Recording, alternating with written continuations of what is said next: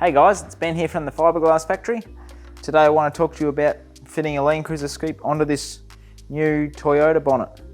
But before we do, if you could hit the subscribe button, that'd be fantastic. So here we are mocking up a scoop to fit onto this new model Toyota bonnet. It was way out of fit onto here.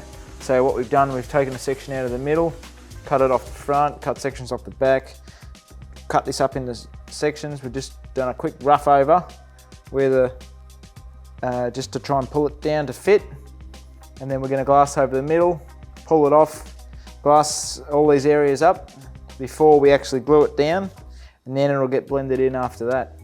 We've got to allow room here to blend it. Can't be right up the top here, otherwise we're never going to be able to blend it into nothing. So that's why we've left a good 2 inches there, and then there's enough room at the back there to blend it in, and at the side. It's all a bit interesting. Doesn't fit perfect yet, it's just a work in progress, so don't criticise us too much. Alright, thanks very much for watching. Don't forget to subscribe. We'll see you on the next video.